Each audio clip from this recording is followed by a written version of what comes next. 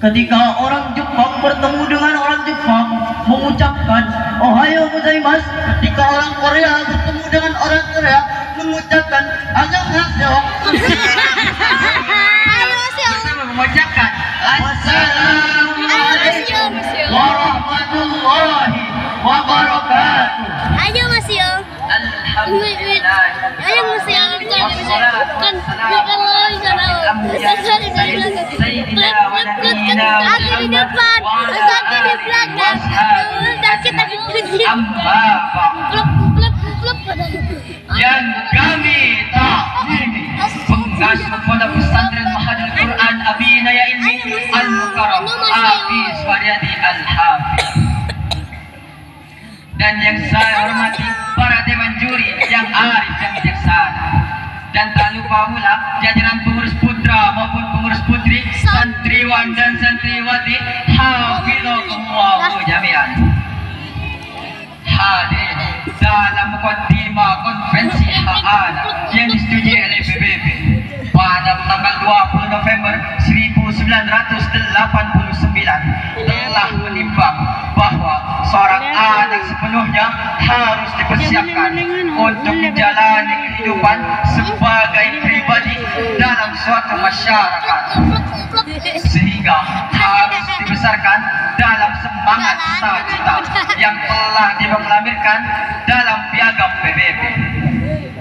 Maksudnya hadirin, setiap bangsa telah menaruh perhatian intens terhadap anak dan pendidikannya. Pendidikan anak telah menjadi diskusi para pemikir Islam beberapa abad silam, seperti Al-Ghazali, Al-Qabisi, Ibnu Sina, dan lainnya. Juga menjadi diskusi para pakar pendidikan Barat seperti John Amos Comenius, Cedric Cortesio, dan pakar-pakar lainnya. Meskipun berbeda pola pikirnya, tetapi memiliki kesamaan dalam perhatian mereka terhadap anak. Mengapa demikian? Karena persoalan moralitas adalah problema yang selalu aktual, tak lekang oleh waktu, tak lapuk oleh zaman. Dan persoalan perilaku adalah komponen yang tak pernah lepas dari generasi penerus. Tetapi hadir, dekadensi moral telah menembus dinding usia maupun kasta, sehingga bukan hanya anak-anak yang tidak beradab, orang tua pun tidak sedikit yang tidak beradab. Hanya generasi muda yang suka melanggar, orang dewasa pun tak punya tata krama, sehingga hadirin, kemerosotan akhlak telah meracuni kaum muda, kaum tua, tak peduli pria atau wanita, tak mengenal miskin ataupun kaya. Berbicara mengenai perilaku sebagai form of morality seakan seperti topik yang tak pernah kunjung habis di kalangan akademik, kalangan ilmuwan, kalangan juru dakwah, kalangan ulama, kalangan orang tua maupun kalangan masyarakat secara luas. Mengapa demikian? Karena kajian mengenai perilaku adalah pembahasan tentang kaidah kehidupan manusia, tentang aturan yang harus dijalani dan pedoman yang harus ditaati. Problematika perilaku manusia seperti tak kunjung habis, karena tidak sedikit orang kehilangan pikiran logis. Di depan berwajah manis, tapi hatinya dipenuhi hasrat iblis, sehingga tidak ragu berdengis, hatinya tertawa, bernua kala menangis. Oleh karena itu hadirin, fenomena demoralisasi kronis yang telah banyak terjadi di negeri ini telah menimbulkan kegelisahan akademik agar bisa memberikan kontribusi yang berarti sebagai bentuk kepedulian terhadap bangsa ini, untuk memberikan konsep solutif konstruktif terkini melalui syarhil Quran kami yang berjudul Keluarga dan Pembentukan Karakter Anak Bangsa, dengan landasan firman Allah dalam Al-Quran surah At-Tahrim ayat 6 sebagai berikut.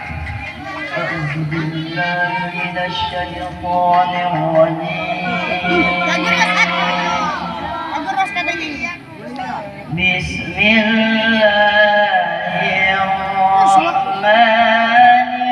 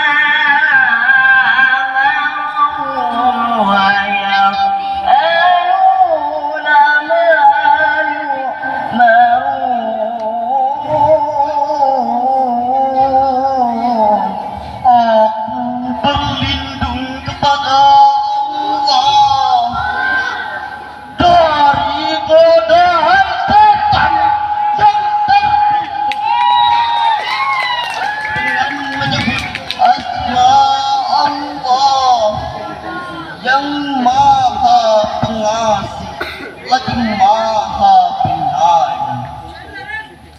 Wahai orang-orang yang beriman, peliharalah dirimu dan keluargamu dari api neraka yang bahan bakarnya adalah manusia dan batu.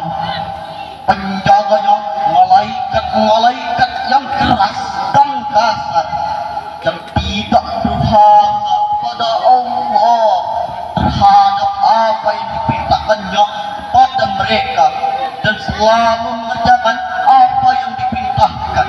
Hadirin yang dimuliakan Allah, menurut implisit Dr. Muhammad Sulaiman Al-Askari dalam Zubdat Al-Tafsir min Fat Al-Qadir yang menjelaskan bahwa konklusi dari ayat tersebut adalah menjaga istri agar menjadi soleha, yang pandai menjaga diri, menjaga kehormatannya, menjaga rumah tangganya, dan menjaga harta suaminya. Tetapi tak kalah penting nilainya adalah dia pandai menjaga, membina, serta mendidik anak-anaknya.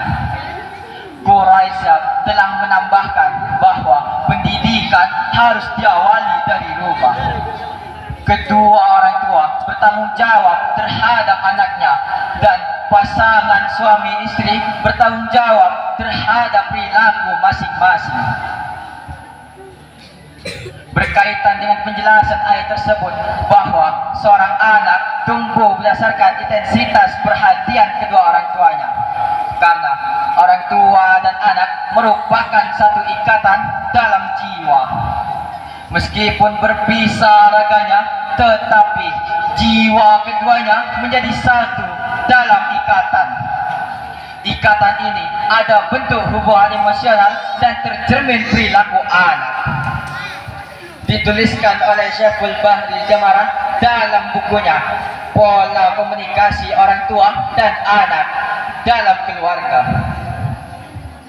Dapat dipahami bahwa maksud dari firman Allah dalam surah At-Tahrim ayat 6 tersebut telah menegaskan terhadap setiap individu muslim untuk menjaga diri dan keluarganya, terlebihnya terhadap aspek pendidikan terhadap istri dan anaknya.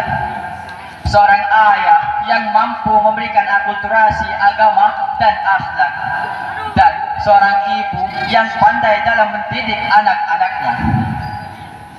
Secara konseptual, yang terpenting dalam pendidikan adalah pendidikan agama dan akhlak. Dalam konteks kekinian, setiap orang tua tidak hanya memiliki kewajiban untuk menumbuhkan anak secara fisik, tetapi memiliki kewajiban untuk mendidik anak, terutama memberikan nilai agama dan akhlak. Karena nilai pendidikan inilah menjadi pedoman dasar seorang anak dalam menjalani kehidupannya, sehingga seorang anak memerlukan bimbingan, pengarahan, serta pengawasan dalam menuju kedewasaan. Oleh karena itu, hadirin, pendidikan anak harus dipandang sebagai paramount of importance atau sebagai prioritas pertama.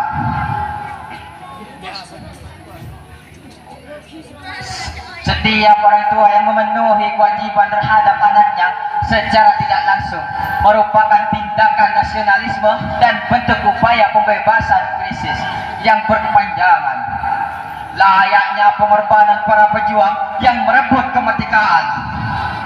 Dalam konteks kekinian, kita sedang terjajah semenjak dalam pikiran, tertindas secara kejiwaan. Bangsa Indonesia dulu dikenal sebagai bangsa yang memiliki kesantunan dan identik dengan budaya ketimuran. Tetapi sekarang para politikus dipenuhi sandiwara dan pencitraan. Pelaturan hampir dihalalkan, ulama yang gemar keduniaan, para pelajar yang sering tawuran, para pedagang suka melakukan penipuan, Bahkan lembaga hukum tidak dapat lagi diberikan kepercayaan.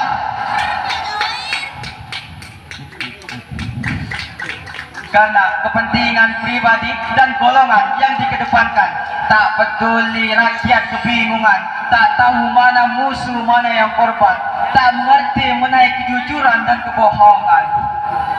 Proses perbaikan bisa terjadi kita semua mau melakukan revolusi mental yang sesungguhnya, mendidik diri sendiri dengan baik agar bisa mendidik keluarga kita, mengembalikan fitrah kita menjadi manusia biasa, dan mau merefleksikan setiap ajaran agama dalam diri kita, keluarga kita, kerabat kita, orang-orang terdekat kita, dengan merendahkan firman Allah dalam Al-Quran surah An-Nahl ayat 78 sebagai berikut.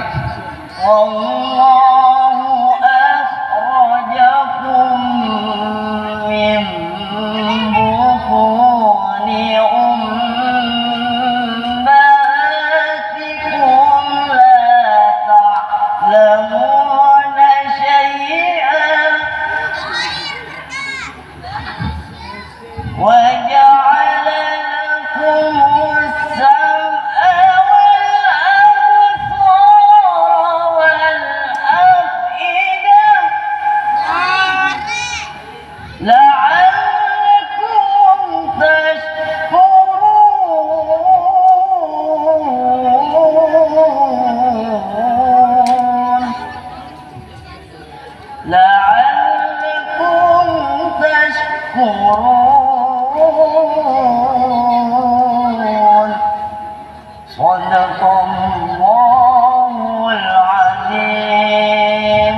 Dan Allah menelan kamu dari perut ibumu dalam keadaan tidak mengetahui suatu apapun, dan Dia memberimu pendengaran, penglihatan, hati nurani agar kamu bersyukur. Maha benar Allah dengan segala firman-Nya. Hadirin yang dimuliakan Allah, Jalaluddin Asyuti dan Jalaluddin Al-Mahalli dalam tafsir jalan lain menjelaskan bahwa jumlah kalimat la ta'lamuna syai'an yang berkedudukan hal, keadaan atau kalimat keterangan. Lafaz as-sama yang bermakna jamak sekalipun kalimatnya mufrad. Lebih lanjut dijelaskan bahwa semua indera pendengaran, penglihatan, dan hati agar semua manusia mau bersyukur dan mau beriman. Quraisyhab dalam tafsir Al-Misbah menambahkan bahwa pengetahuan diperoleh melalui manusiawi atau pendidikan. Dapat disimpulkan bahwa pendidikan memeran penting dalam menentukan moral bangsa. Pada akhirnya kami menitip pesan 3M sebagai berikut. 1. Mari membina keluarga harmonis, karena harmonisasi konduktif membantu efektivitas pembinaan psikologis anak. 2. Marilah mendidik anak sedini mungkin, karena keluarga adalah sekolah pertama dan yang paling utama dalam bentukan karakter anak. 3. Mari membina generasi penerus. Mari membangun bangsa melalui pembinaan generasi, karena revolusi mental sesungguhnya adalah nilai implementasi agama pada diri, keluarga, kerabat, terlebih lagi masyarakat. Semoga apa yang kami sampaikan semoga bermanfaat bagi diri kita maupun orang lain. Sebelum kami tutup penampilan syarhil pada malam ini, dengarkan alunan pantun dari kami. Jalan-jalan ke Jakarta, jangan lupa ke Senayan. Jika ada salah kata, Mohon dimaafkan. Ada gula, ada kopi, minumnya di malam hari. sekian penampilan syarhil pada malam ini. Kami pamit undur diri.